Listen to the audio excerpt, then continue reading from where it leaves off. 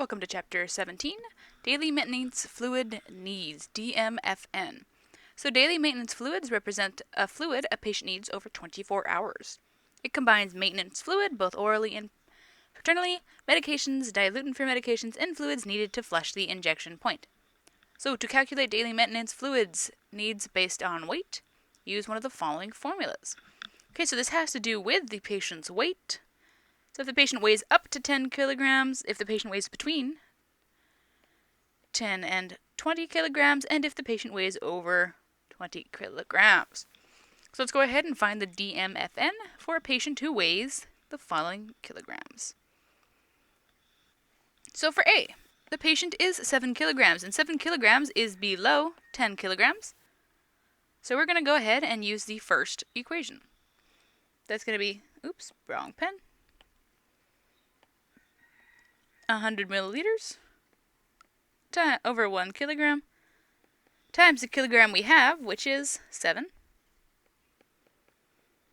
Calculating this out, we're going to end up with 700 milliliters. And there we go. Daily maintenance fluids for a person who is 7 kilograms.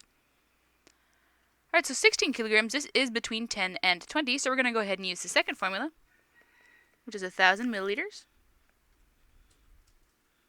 plus 50 milliliters over 1 kilogram, this is in parentheses, times 16 kilograms, 16 minus 10 kilograms.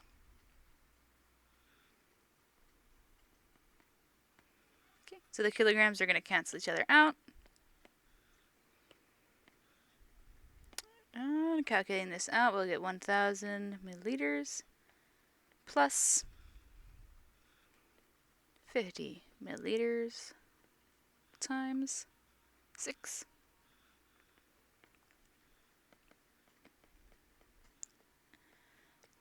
And that's going to end up being 300 milliliters. So 1,000 milliliters plus 300 milliliters is going to be 1,300 milliliters. Is going to be the DMFN. Alright. Next one, 24. That is over 20, so we're going to go ahead and use the last formula for this one.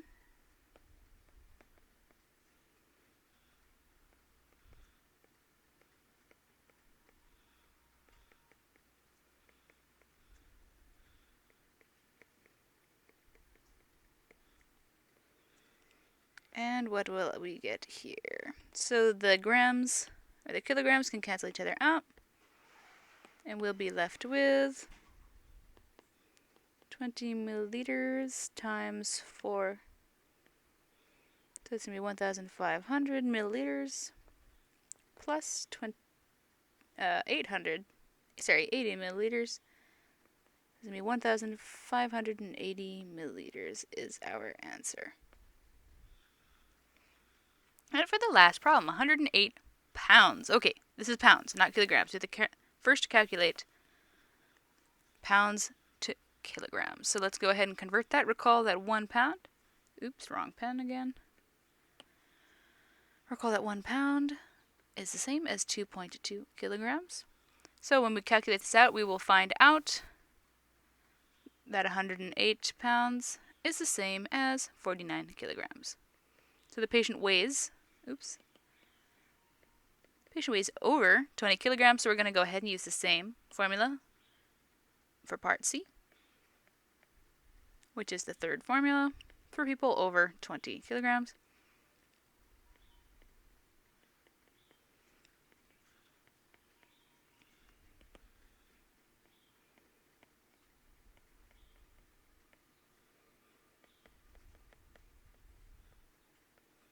Plus, okay, so the kilograms will go ahead and cancel each other out.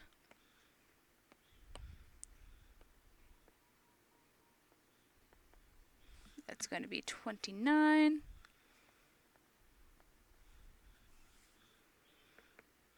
So we get 1,500 milliliters plus 580 milliliters, which is going to be 2,080 milliliters And that is our answer. Alright, let's go ahead and look at the next example. So for the rule 17.2, page 500, for pediatric or critically ill patients, you must consider the amount of solution in the IV tubing when you determine infusion times and volumes. So 5 feet of standard IV tubing contains about 100 milliliters of solution. Oh gosh, this one has so many of solution. If this tubing is used along with a volume control chamber, a child will not begin receiving medication until the 10 milliliters of solution, oh goodness, this is bad, of solution already in the tubing has infused. Low volume or small diameter tubing contains only 0.3 milliliters of solution per 5 feet and effectively eliminates this problem. Additionally, most medical facilities use electronic flow regulators or infusion pumps to ensure accuracy of medications delivered. Alright, sorry for all the edits on that one.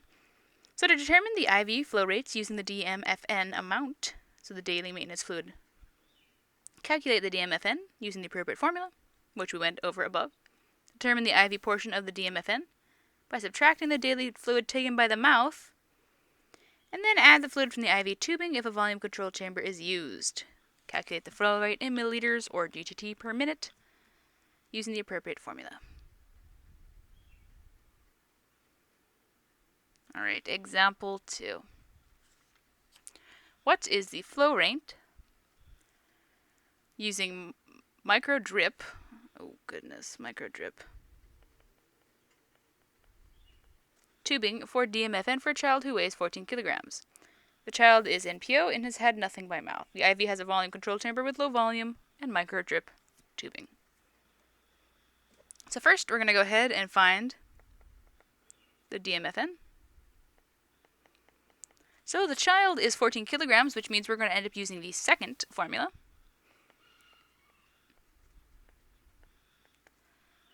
Alright, let's go ahead and plug this in.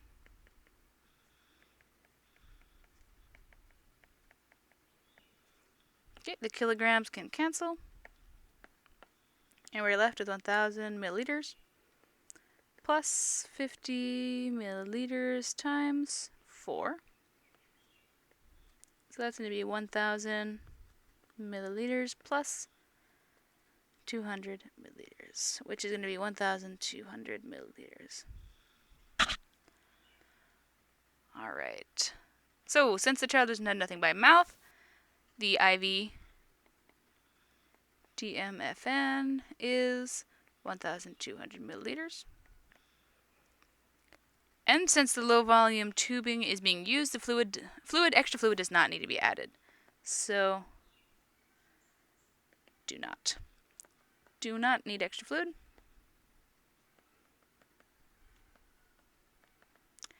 As we are using low volume microdrip tubing. And let's see. Let's go ahead and calculate the IV flow rate. So calculating the IV flow rate, we need our volume,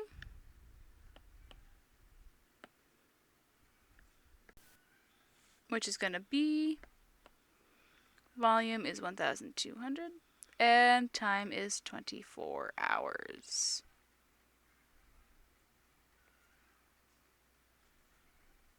Okay, none of these need any conversions. We're in the right units, so let's go ahead and calculate. Flow rate, F equals volume divided by time.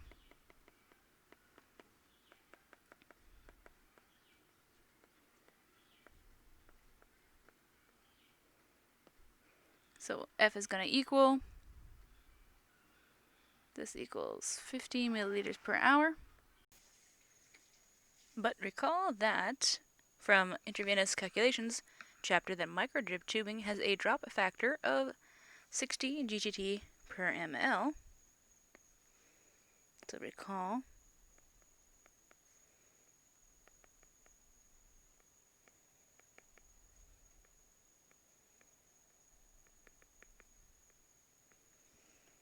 So we're going to want to go ahead and calculate the IV flow rate in GTT per minute by substituting.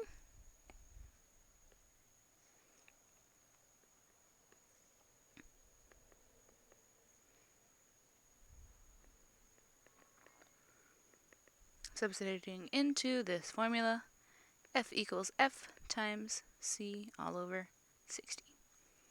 Okay, plugging that in, we get F equals 50 ml per hour times 60 GTT per ml all over 60 minutes per hour. We can go ahead and cancel out the hours and mLs. And we're left with F equals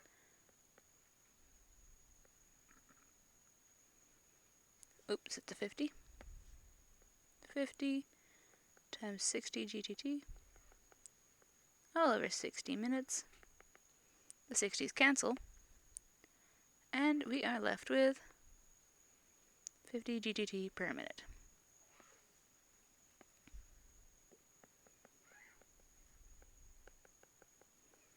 Kind of running out of room here. So our answer would be the flow rate is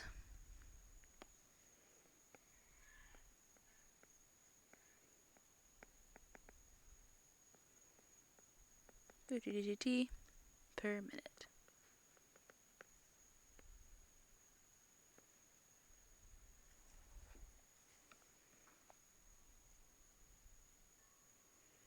Going on to example 3, find the daily maintenance fluid for a patient who weighs 145 pounds. The patient is on a fluid restriction and has taken 1,000 milliliters by mouth. What would the IV flow rate be in milliliters per hour? Alright, so one thing real quick, there is a small error on this. That should be 154 pounds. Alright, so the first thing we're going to do is convert 154 to kilograms. Okay, let me write that down. Change my color here.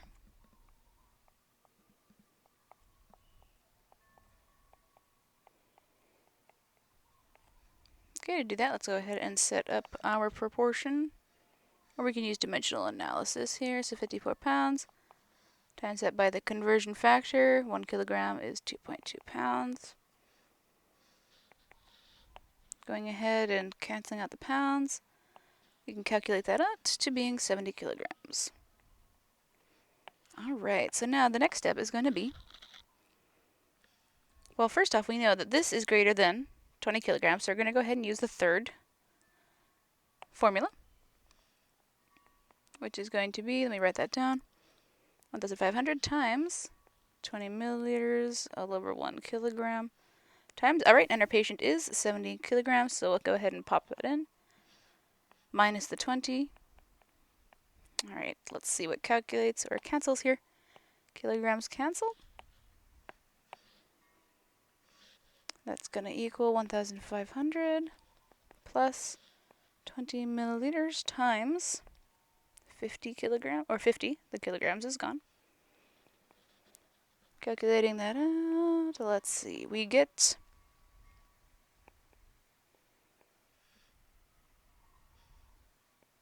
milliliters, and that comes out to 2,500, oops, that was, okay, 2,500 milliliters. Alright, so that right there is our DMFN. So the second step we're going to do is subtract away the amount of fluid taken by mouth. Alright, so the fluid amount taken by mouth is 1,000 milliliters. So subtract, next subtract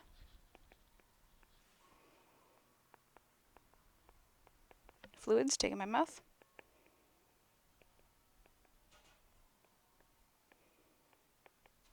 Alright, so that's going to be 2,500 subtracting the 1,000 taken by mouth. So that is going to be 1,500 milliliters in needed in 24 hours.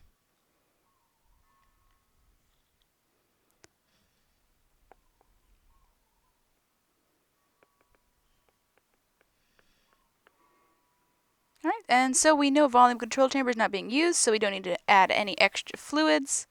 Now we're going to go ahead and calculate the IV flow rate in milliliters per hour. Let me check how much space we have on this. We still got some space. Alright, so now calculate the flow rate in milliliters per hour.